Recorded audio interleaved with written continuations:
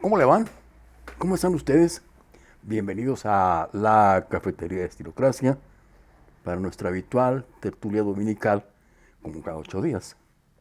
Yo soy Ricardo Domínguez, quiero dar la bienvenida y conversar con ustedes un rato acerca de una serie de temas que me parecen importantes. Mire,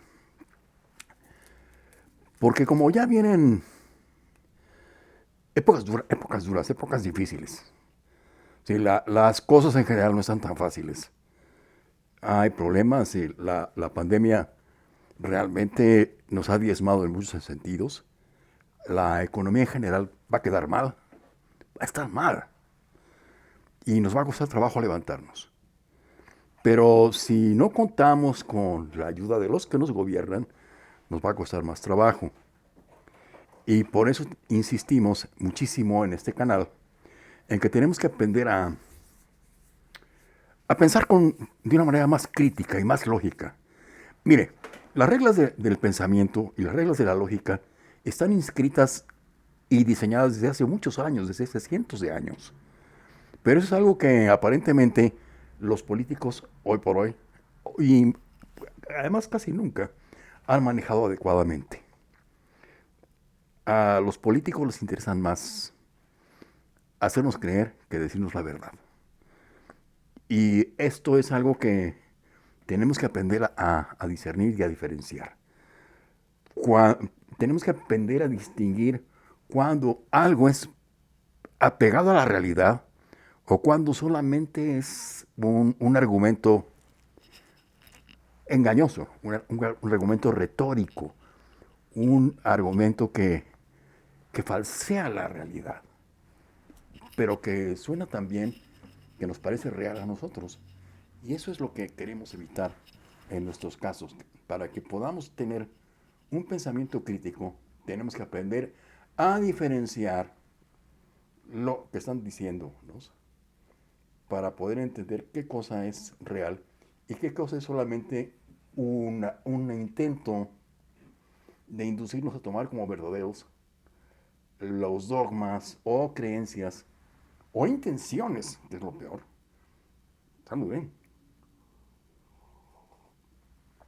O intenciones de quien lo dice para que los tomemos y nos apeguemos a ellos como si fueran realidad, como si eso fuera lo que verdaderamente esperamos que ocurra. Y miren, muchos andamos por la vida creyéndonos que somos muy, muy diferentes, muy rebeldes, muy contestatarios, muy que diferenciamos la realidad de la mentira, muy que tenemos muy ciertas nuestras creencias y nuestros dogmas y que nuestros puntos de vista nos sentimos, como dicen en el barrio, nos sentimos muy leones. Y no. La verdad es que sentirse muy contestatario o muy rebelde no es más que una pose. Porque mire, sentirse rebelde o contestatario porque le responde mal a sus jefes, porque no responde saludos, porque no saben, perdón, porque no saben argumentar, sino solamente decir cosas y enfrentarse con quien dice algo que no les gusta, sentirse ofendidos por lo que otros dicen y entonces empezar a tratar de pelear por lo que dicen otros, eso no es ser un contestatario ni un rebelde. Eso solamente es ser un maleducado. Y eso es todo lo que son, maleducados.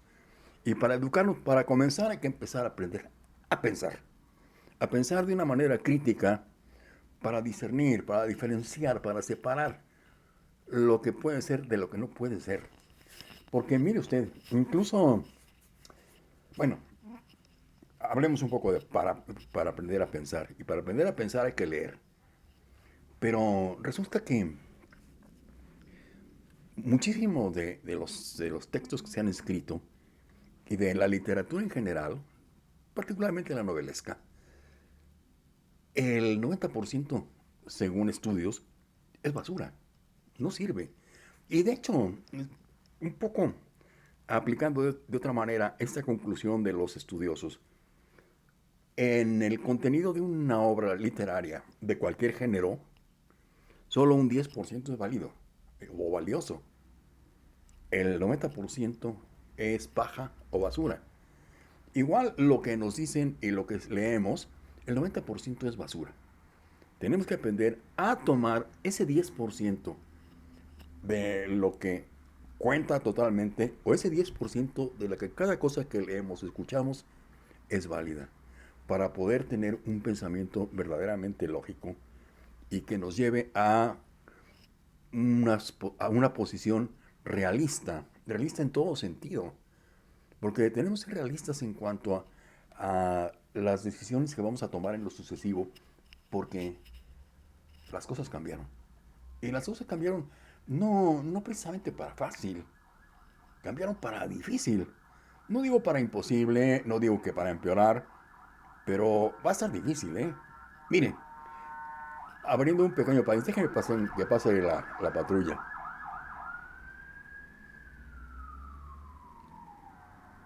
Gracias. Miren, cuando yo era niño, mi papá tenía una sola zapatería. Nada más una zapatería. Con esa zapatería le alcanzó para comprarle casa a su mamá, para comprarnos casa a nosotros en la colonia Linda Vista. Éramos cuatro. Para pagarnos a mis hermanas y a mi hermano y a mí el colegio de Tepeyac y el colegio Guadalupe, que eran colegios privados caros. Le alcanzó para todo eso. Y además para que en la casa tuviéramos servidumbre. Pues había personal doméstico de servicio que nos ayudaba. Y no era una sola persona, eran tres. Y además le alcanzó para tener siempre un coche de último modelo, con una sola zapatería. Hoy el que tenga una sola zapatería está perdido. Créame, no le alcanzaría, no podría sustentar ese nivel de vida. Pues eso fue hace muchísimas décadas. Y en este momento, eso que sucedió hace décadas es prácticamente un horizonte imposible. Imposible de entrever, imposible de alcanzar. Las cosas van a ser más difíciles porque se han puesto más difíciles y por eso necesitamos aprender a pensar muy bien qué es lo que vamos a hacer, qué es lo que vamos a decir y hacia dónde nos vamos a mover. Y en esto tiene mucho que ver la política, porque queramos o no, estamos sujetos y sometidos a ella. Dígame usted qué cosa no está sujeta a la política.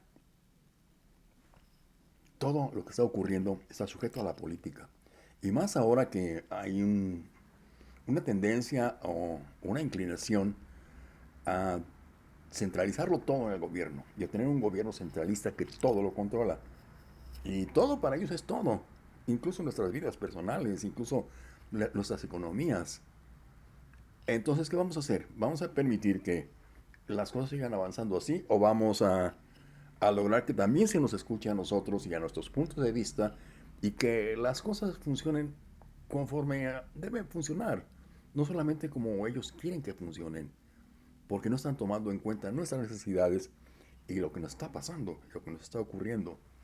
Por eso insistimos en que hay que aprender a pensar.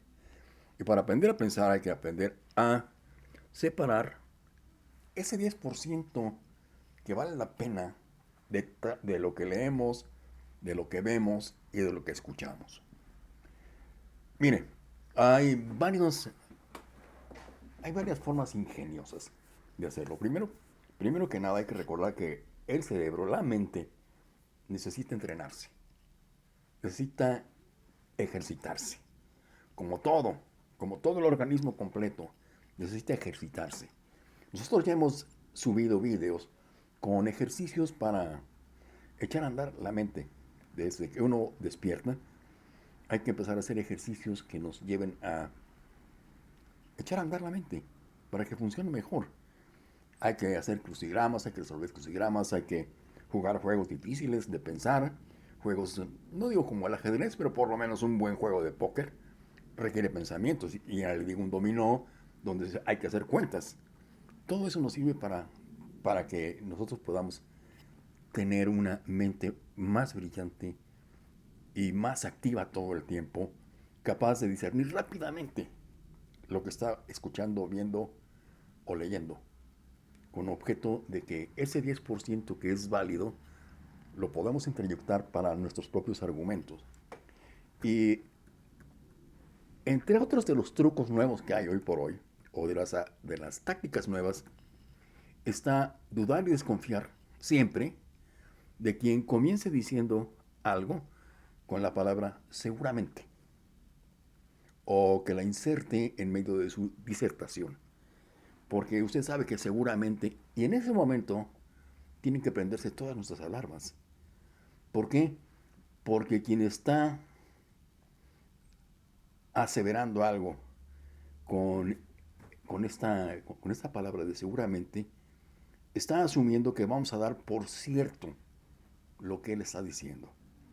Está dando por sentado que nosotros vamos a aceptar como verdadero, como real, lo que él está diciendo, y que fuera de lo que él está diciendo nada es real y solamente él posee la verdad. Por eso dice que seguramente. Esa es una de las tácticas nuevas para distinguir bien a bien cómo es que funciona esta separación entre lo que debemos hacer, lo que debemos aceptar, lo que debemos introyectar para tener un pensamiento equilibrado, un pensamiento crítico. Mire, es muy delicada la situación. Y en este año, precisamente, nos van a poner a prueba a todos. Y esa prueba consiste en que tengamos que decidir quiénes van a ser nuestros diputados. Porque ahí está la clave de lo que va a ocurrir.